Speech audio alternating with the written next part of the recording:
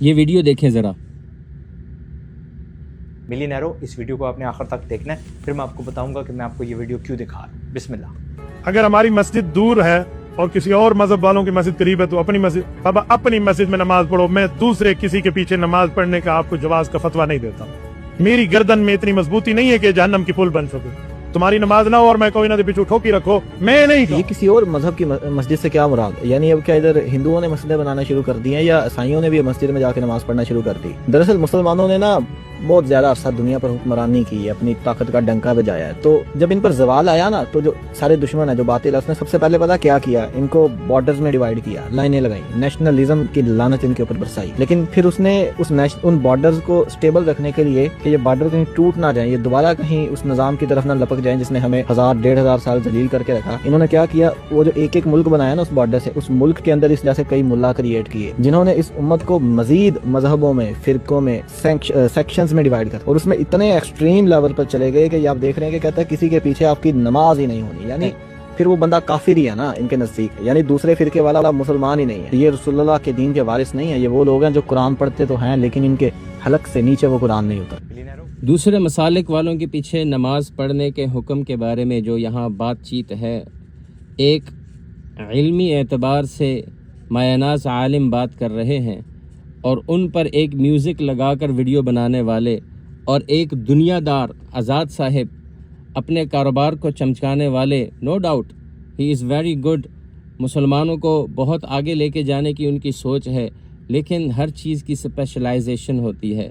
اور پھر بات کرنے کے لیے اور ان کو ڈیفینڈ کرنے کے لیے، پہلے تو بھائی جو بات کر رہے ہیں، پھر اوپر سے آزاد صاحب جو ان کو ڈیفینڈ کر رہے ہیں، ان دونوں کے لیے یہ سوچنا چاہیے کہ ہم قرآن اور حدیث سے کچھ سیکھیں، پھر اس کے بعد کچھ بات کریں یا اس کے بعد ہم کسی کو ڈیفینڈ کریں. چنانچہ ہمارے عقیدے کی بنیاد ہے کلمہ شہادہ، لا الہ الا اللہ محمد الرسول اللہ، اشہد ان لا الہ الا اللہ و اشہد ان محمدا عبدہ و رسولہ. پہلا جز لا الہ الا اللہ، اللہ تعالیٰ کو ہم نے ایسے ماننا ہے جیسے اس نے خود کے بارے میں قرآن میں ڈسکرائب کیا ہے. اللہ رب العزت سورۃ الشورى آیت نمبر 21 میں فرماتے ہیں لیس کمثلہ شیء، اللہ جیسا کوئی بھی نہیں ہے. مطلب ہم انسان، یہ کائنات، یہ جہان، یہ سب جسم رکھتے ہیں، اور اس کا مطلب یہ ہوا کہ اللہ رب العزت جیسا کوئی نہیں ہے، اللہ تعالیٰ کا جسم نہیں. بعض عقیدے والے اللہ رب العزت کے لیے جسم مانتے ہیں، اور پھر جب ان کے عقیدے کی بنیاد میں غلطی آ گئی، اللہ کے لیے وہ جسم مان رہے ہیں، تو ایسے شخص کے پیچھے نماز پڑھنے میں احتراز کرنا چاہیے، احتیاط کرنی چاہیے. نمبر 2، محمد الرسول اللہ، آپ صلی اللہ علیہ وآلہ وسلم اللہ کے رسول ہیں. پھر رسول ہونے میں قرآن میں مزید وضاحتیں کی ہیں کہ آپ صلی اللہ علیہ وسلم کی اپنی خاص صفات ہیں، وہ صفات جو اللہ تعالیٰ کے لیے ہیں وہ آقا کریم صلی اللہ علیہ وآلہ وسلم کے لیے جب ہم ثابت کریں گے تو پھر یہ بھی ایک طرح کا شرک ہو جاتا ہے. سورۃ النمل میں آیت نمبر 65 میں اللہ رب العزت فرماتے ہیں قُلْ لَا يَعْلَمُ مَنْ فِي السَّمَاوَاتِ وَالْأَرْضِ الْغَيْبَ إِلَّا اللَّهُ. اے نبی آپ کہہ دیجئے کہ اللہ کے سوا کوئی غیب نہیں جانتا، غیب صرف اللہ رب العزت ہی کی ذات جانتی ہے، کوئی اور نہیں جانتا. غیب کا علم جاننا اور چیز ہے، غیب کی خبریں دینا اور چیز ہے. آپ صلی اللہ علیہ وآلہ وسلم غیب کی خبریں پہنچانے والے تھے. یہاں آپ سے میں ایک سوال کروں گا کہ غیب کی تعریف کیا ہے؟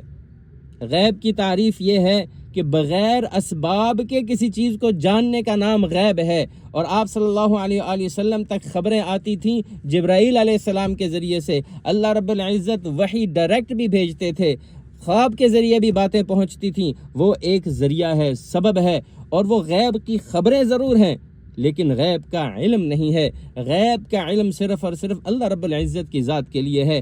ان علمی بنیادوں پر انہوں نے بات کی کہ میں اس چیز کی اجازت نہیں دیتا آپ کو. آپ پڑھ سکتے ہیں نماز، آپ پڑھ سکتے ہیں. آج کے دور میں یہ درست ہے کہ ہم ایک دوسرے کی مساجد میں جائیں. ہمارے اساتذہ کہا کرتے تھے، مولانا انس رحمہ اللہ فرماتے ہیں کہ اس کفر جو ہے وہ اسلام کی جڑیں کاٹ رہا ہے اور ہم شاخوں میں لڑ رہے ہیں. یہ بات اپنی جگہ درست ہے کہ شاخوں میں ہمیں لڑنا نہیں چاہیے. ہم سب بھائی بھائی ہیں، سب ایک ہیں، لیکن علمی بنیاد پر، تقوی کی بنیاد پر، احتیاط کی بنیاد پر انہوں نے یہ بات کی، اس کو اتنا ہائی لائٹ کرنا کہ کافروں نے یہ کر دیا، انگریزوں نے ان کو یوں بنا دیا، فلاں کر دیا، یہ غلط بات ہے۔ اس بات کو غلط طرف لے کر جانا، غلط سمت لے کر جانا، یہ آپ کی زیادتی ہے، دونوں بھائیوں کی زیادتی ہے۔ بہرحال اس ویڈیو کو زیادہ سے زیادہ شیئر کریں تاکہ ان دونوں بھائیوں کے پاس یہ بات جا سکے، پہنچ سکے، اور آئندہ